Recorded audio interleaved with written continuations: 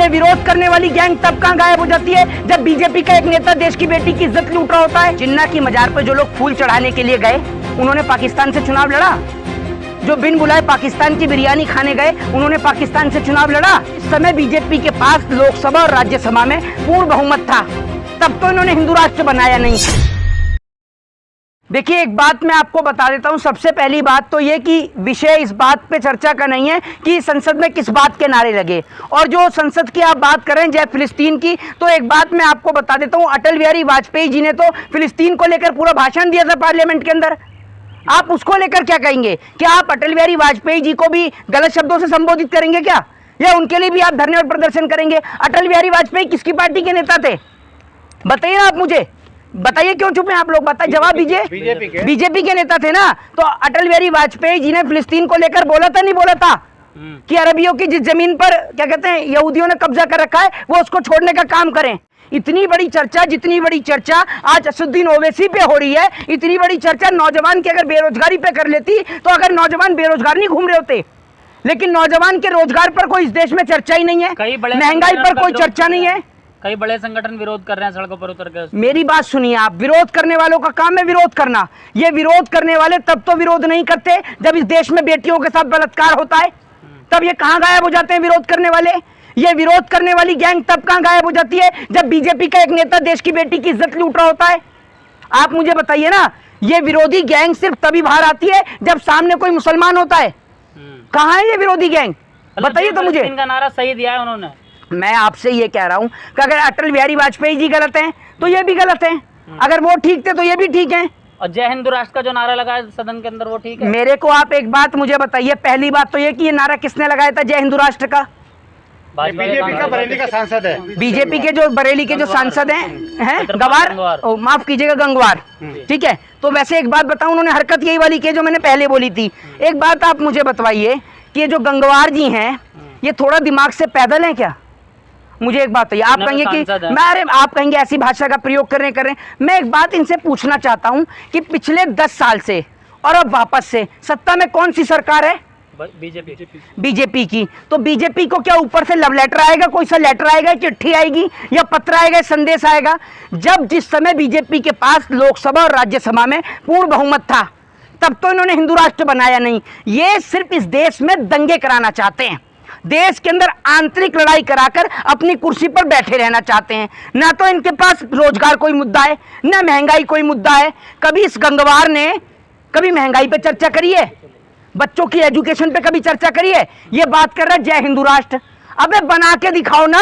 अरे वो कहते हैं बनाना नहीं है, अपने इंटरव्यू में बोला है कि हिंदू राष्ट्र है इसलिए मैंने बोला है। अगर हिंदू तो नहीं तो एक बात आप मुझे बताओ, अगर हिंदू राष्ट्र है तो गृह मंत्री मना क्यों करते हैं और प्रधानमंत्री मना क्यों करते हैं? फिर भारत का नाम बदल के हिंदू राष्ट्र क्यों नहीं कहा जाता? जैसे वर्ल्ड कप का मैच हो रहा था तो कहते ना हिंदू राष्ट्र की टीम खेल ली है। आप मुझे बताओ ना क्यों नहीं कह रहे? क्योंकि इनका काम है सिर्फ लोगों को बरगलाना, हिंदू और मुसलमान के नाम पर लोगों को झगड़वाना। अभी आज आपने पार्लियामेंट के अंदर देखा होगा किस तरीके से संसद के अंदर बवाल हुआ आज। तो इन लोगों का काम सिर्फ यही है, हिंदू मुसलमान करना, और कोई काम ही नहीं है इनका। ओवैसी की क्या लग रहा है सदस्यता जाएगी इसके बाद? देखिए एक बात मैं आपको बता देता हूँ, अटल बिहारी वाजपेयी की सदस्यता गई थी क्या? नहीं गई। तो उनकी क्यों जाएगी? आप मुझे बताइए ना, रीजन मुझे बताइए कि भाई इस रीजन के तहत सबसे पहले उन्होंने नारा लगा, उसने वहां का भी नारा लगाया जहां से वो सांसद बन के आए हैं, जय तेलंगाना का भी नारा लगाया। अब भाई जय तेलंगाना हमारे देश में ही तो है, तेलंगाना जय भीम भी बोला। तो आप एक बात सोचिए ना। दूसरी बात ये कि कैसे उनकी संसद की सदस्यता जाएगी? आप मुझे बताइए क्यों जाएगी और किस लिए जाएगी?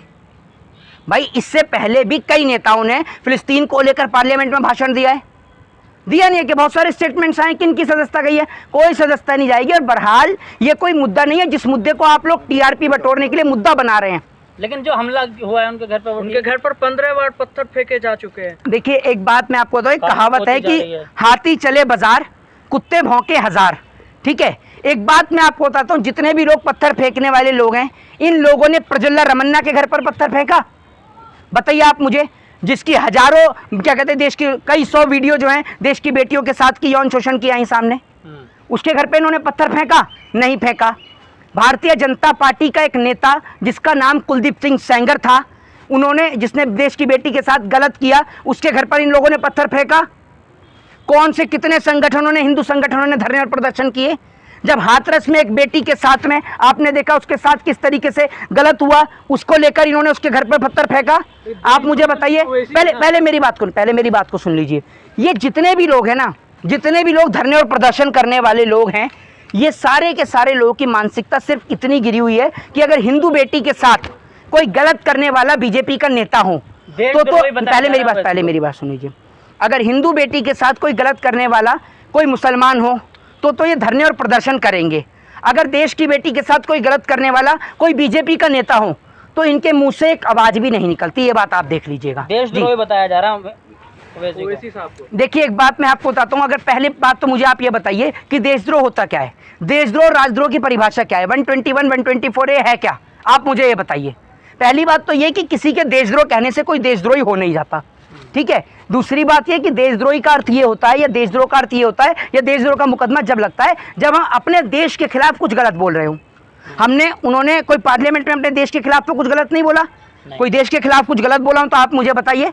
उन्होंने तो सबसे पहले अपने ही देश के जो संविधान जय भीम का नारा लगाया, फिर उसके बाद उन्होंने जय तेलंगाना का भी नारा लगाया जहाँ से वो पार्लियामेंट में संसद चुन के आए हैं, ठीक है। तो एक बात मैं आपको बताता हूँ, देशद्रोह कहने से किसी के ऊपर कोई देशद्रोह का मुकदमा दर्ज नहीं हो जाता।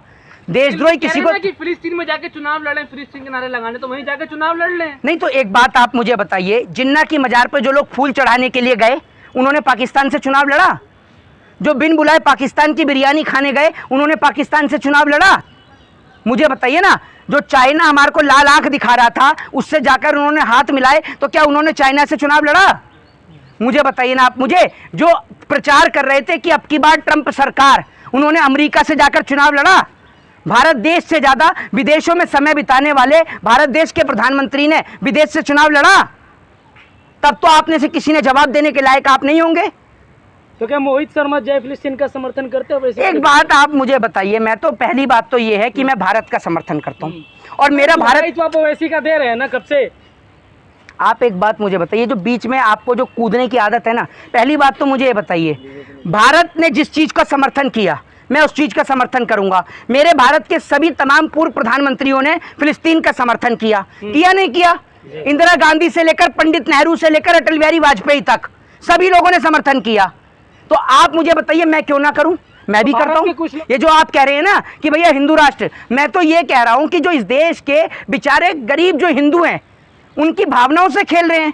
जो सरकार की औकात पिछले 10 साल में हिंदू राष्ट्र बनाने की नहीं हुई और अब की बार जो सरकार 300 का आंकड़ा नहीं छुपाई वो हिंदू राष्ट्र बनाएगी।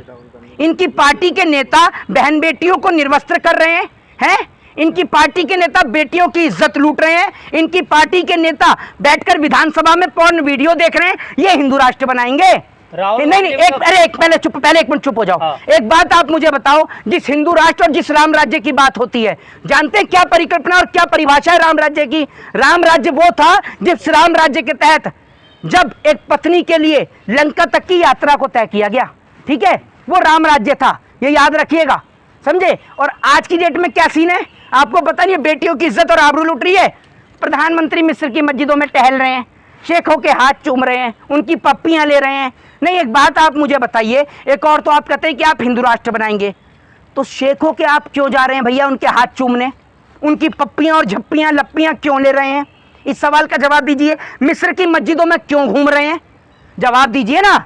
या आपके चाचा लग रहे हैं, किसी के मामा लग रहे हैं जो आप कुछ बोलोगे ही नहीं, अब गूंगे हो गए। लोग कह रहे हैं कि ओवैसी खाते हिंदुस्तान का, गाते फिलिस्तीन का है। ऐसे तो नरेंद्र मोदी जी खा पाकिस्तान कर रहे हैं बिरयानी और गा भी वहीं कर रहे हैं।